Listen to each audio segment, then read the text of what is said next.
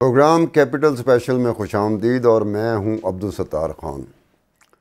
Dubai میں آج کل ایشیا کرکٹ کپ ہو رہا ہے۔ دبئی میں ہی ایک قتل ہوا تھا۔ وہ قتل کس کا ہوا تھا؟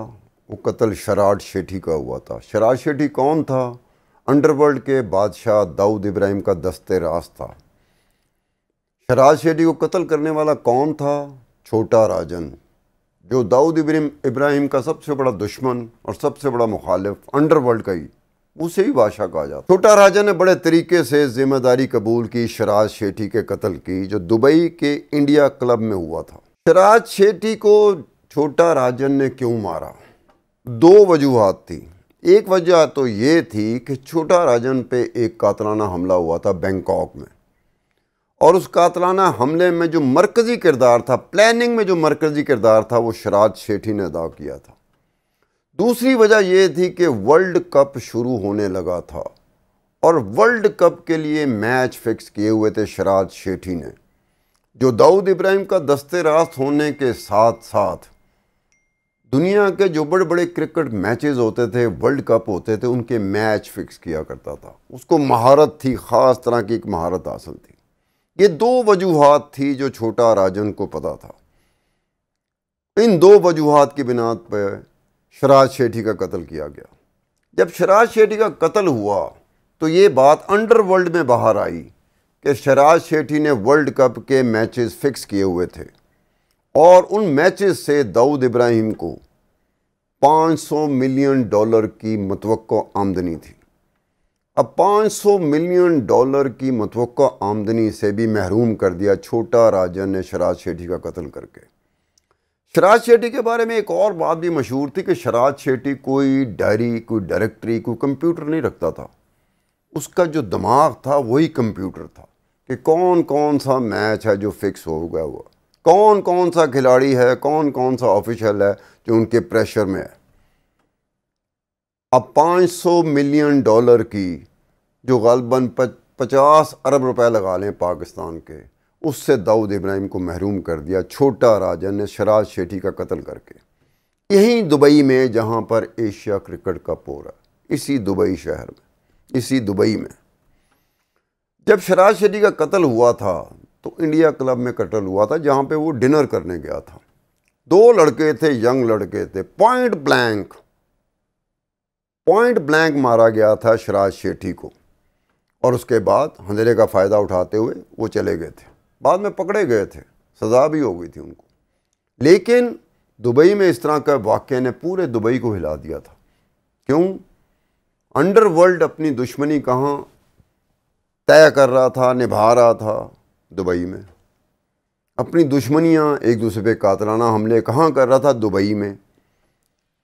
تو دبئی حکومت کو یہ بات پسند نہیں تھی کہ انڈر ورلڈ کے لوگ اس حد تک چلے جائیں کہ ایک دوسرے کو قتل کرنے کے وہ دبئی کا چناؤ کریں۔ دبئی میں رہتے ہیں، بہت سارے لوگ رہتے ہیں۔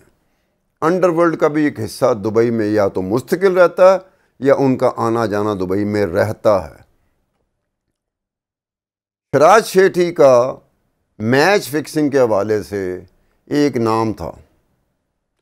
چھوٹا راجن انڈر ورلڈ کا ایک اور بادشاہ ہے، لیکن میچ فکسنگ کے حوالے سے چھوٹا راجن نے کبھی نام نہیں کمایا۔ اگر نام کمایا میچ فکسنگ کے حوالے سے تو داؤد ابراہیم نے کمایا۔ اب یہ معاملہ یہ عروج پہ پہنچ گیا تھا۔ داؤد ابراہیم اور چھوٹا راجن کی دشمنی اس ایک قتل سے اپنے عروج کو پہنچ چکی ہوئی تھی۔ داؤد ابراہیم اور چھوٹا راجن دونوں ایک دوسرے کے ساتھی تھے، لیکن 1993 میں جو بمبئی اٹیک ہوئے تھے، دھماکے ہوئے تھے، اس کے بعد دونوں نے اپنے اپنے راستے جدا کر لیے تھے۔ ویسے تو داؤد ابراہیم کے ساتھ بھی بہت سارے گینگسٹر تھے، انڈر ورلڈ کا حصہ تھے، لیکن دو ہندو تھے جنہوں نے داؤد ابراہیم کا ساتھ، بڑے گینگسٹر تھے، چھوٹے گینگسٹر نہیں تھے۔ ویسے تو بہت سارے گینگسٹر تھے جو داؤد ابراہیم کے ساتھ ملے ہوئے تھے، لیکن دو ہندو بڑے، ان میں شراج شیٹھی تھا اور سنیل ساونت تھے۔ اب علیحدگی کے فوراً بعد داؤد ابراہیم اور چھوٹا راجن کے درمیان ایک جنگ چل پڑی تھی، جنگ چھڑ گئی تھی۔ دونوں ایک دوسرے کی تاڑ میں ہوتے تھے کہ موقع ملے تو مار دیں۔ اب اس سارے میں کہ 90 کی دہائی کی بات ہے کہ 2 مرتبہ داؤد ابراہیم نے پلان کیا، پورا پلان تھا، اسٹریٹجی ایوالو کر لی تھی، ریکی کر دی گئی تھی، شارپ شوٹر بھی آ گئے تھے موقع پہ کہ ڈیپ سی ایک ہوتا ہے، یاٹ میں ڈیپ سی ایک پارٹی تھی، ڈانس پارٹی تھی، وہاں داؤد ابراہیم نے ارینجمنٹ کی ہوئی تھی کہ چھوٹا راجن وہاں پہ آئے، لیکن چھوٹا راجن کے ساتھی اور چھوٹا راجن کی اپنی انٹیلیجنس نے اس کو بروقت اس بات سے چکنا کر دیا کہ بھائی جان اگر آپ جائیں گے تو اس دنیا سے چلے جائیں گے، کیونکہ داؤد ابراہیم نے پوری فیلڈنگ کی ہوئی ہے۔ دونوں مرتبہ چھوٹا راجن نہیں گیا۔ چھوٹا راجن سمجھدار تھا کیونکہ انفارمیشن مل چکی تھی کہ جواب میں 1995 میں چھوٹا راجن نے داؤد ابراہیم گروپ کے ایک بڑا ہی ایکٹر گینگسٹر تھا ستیا کو دبئی کے ہوٹل میں ہی قتل کیا تھا۔ اس کے بعد داؤد ابراہیم گروپ نے جوابی کارروائی کرتے ہوئے چھوٹا راجن گروپ کے رام ناتھ کو قتل کر دیا تھا۔ پھر چھوٹا راجن نے رام ناتھ کے قتل کا بدلہ لینے کے لیے داؤد ابراہیم گروپ کے 3 اہم گینگسٹر قتل کر دیے تھے۔ داؤد ابراہیم نے پھر شراد شیٹھی کو، یہ سب معاملات ہوتے رہے، کبھی داؤد ابراہیم اٹیمپٹ کرتا تھا چھوٹا راجن پہ، کبھی چھوٹا راجن اٹیمپٹ کرتا تھا داؤد ابراہیم پہ۔ پھر اس کے بعد داؤد ابراہیم نے یہ کام شراد شیٹھی کو دیا کہ بھئی تم نے پلاننگ کرنی ہے، میں نہیں چاہتا کہ انڈر ورلڈ میں کوئی دوسرا بادشاہ میرے علاوہ بھی ہو، چھوٹا راجن کا کام تمام کرنا ہے۔ شراد شیٹھی نے پہلے موہن کوٹیا نام ایک گینگسٹر تھا، اس سے رابطہ کیا، کیونکہ موہن چھوٹا راجن کے کرناٹکا کے آپریشنل ہیڈ تھا۔ چھوٹا راجن نے اپنے ایک اور قابل اعتماد ساتھی تھا جو کہ بینکاک بیس شارپ شوٹر نہیں ہوتے کہ جن کا نشانہ یہی ہوتا ہے، اگر انہیں آنکھیں بند بھی کی ہوں تو نشانہ لگانے میں ان کو مہارت حاصل ہوتی ہے۔ وہ روہت ورما تھے، اس کو موہن کو ٹکانے لگانے پہ لگا دیا کہ اس نے میرے ساتھ یہ کر رہا ہے، یہ ریکی کر رہا ہے، یہ مدد کر رہا ہے داؤد ابراہیم کے جو شراد شیٹھی صاحب ہیں جن کو داؤد ابراہیم نے اس کام پہ لگایا، اس کی مدد کریں، آپ نے اس کا کام تمام کر دینا۔ روہت ورما نے مہم کو مار ڈالا۔ اس پر شراد شیٹھی نے اپنے ایک اور قریبی دوست ونود شیٹھی کو اس کام پہ لگا دیا کہ چھوٹا راجن کی ریکی کرنی ہے اور ہم نے کسی مناسب موقع پہ اس کا کام تمام کرنا ہے۔ ونود شیٹھی بھی جس طرح کہ شراد شیٹھی ایک ہوٹلیئر تھا دبئی میں، ریجنٹ پیلس اور ریگل ہوٹل کا مالک تھا، اسی طرح سے ونود شیٹھی بھی ہوٹلیئر تھا لیکن بمبئی میں اس کے ہوٹل تھے۔ ونود شیٹھی کو چھوٹا راجن کے ویئر اباؤٹس پہ لگا دیا گیا تھا، تو ونود شیٹھی نے چھوٹا راجن کے ایک اور قابل اعتماد ساتھی گرو ستم کو بھی ساتھ ملا لیا تھا۔ گرو ستم کا کام یہ تھا کہ وہ موقع واردات پہ جس وقت قاتلانہ حملہ ہوگا چھوٹا راجن پہ، تو جس فلیٹ پہ چھوٹا راجن نے پناہ لی ہوئی تھی اس کا دروازہ ناک کون کرے گا؟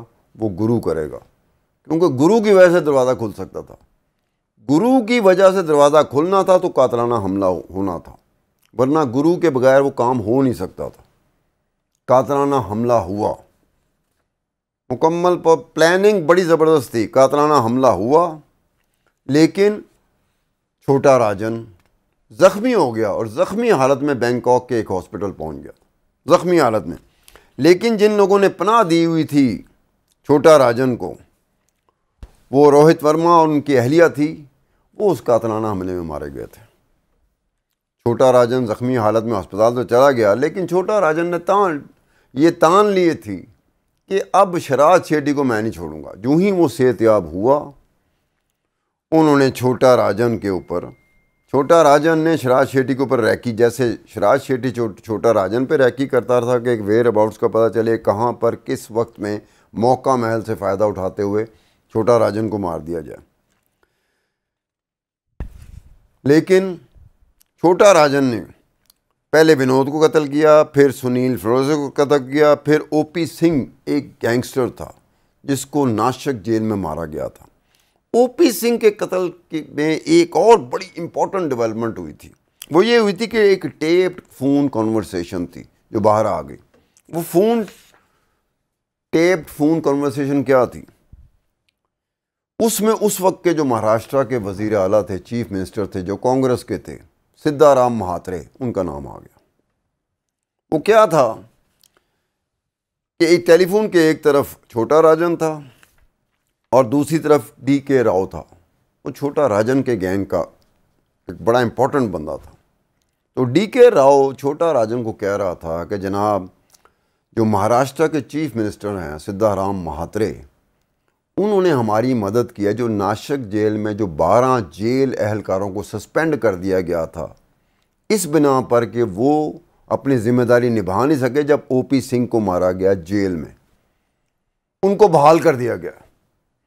یعنی کہ سدھا رام مہاترے نے ان 12 بندوں کو، ناسک جیل کے ان 12 اہلکاروں کو بحال کر دیا جن پر یہ الزام تھا کہ اگر وہ اپنی ذمہ داری اہم جس طرح نبھانی چاہیے تھی اس طرح نبھاتے تو او پی سنگھ کا مرڈر نہیں ہو سکتا تھا. ان کو بحال کر دیا.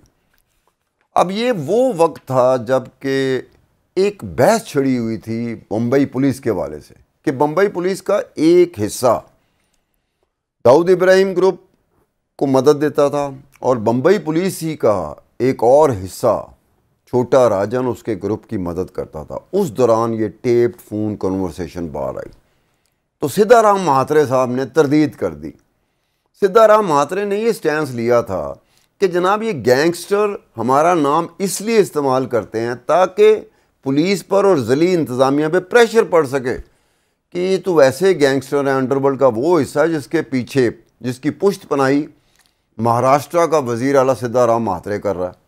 انہوں نے کہا میرا کوئی تعلق نہیں ہے، چاہے چھوٹا راجن ہو چاہے داؤد ابراہیم ہو، لیکن وہ ٹیپڈ فون کنورسیشن جو تھی اس میں سدھا رام کا نام آیا تھا. چھوٹا راجن پلان تیار کر چکا ہوا تھا شراج شیٹی کا قتل کرنے کا، اور یہ کام دیا گیا تھا متپا رائے ایک تھے، وہ شارپ شوٹر بھی تھا اور انڈر ورلڈ کا ڈان تھا بنگلور میں، جو چھوٹا راجن کا ساتھ دے رہا تھا. اس کو اس کام کے لیے چھوٹا راجن نے استعمال کیا اور شراج شیٹھی مارا گیا. یہ جو متپا رائے تھے ان کو ایک ذاتی رنجش تھی، ایک ذاتی خلش تھی، غصہ تھا شراج شیٹھی پہ کہ کچھ عرصہ پہلے یہ دبئی سے گرفتار بھی ہو گیا تھا، اریسٹ ہو گیا تھا.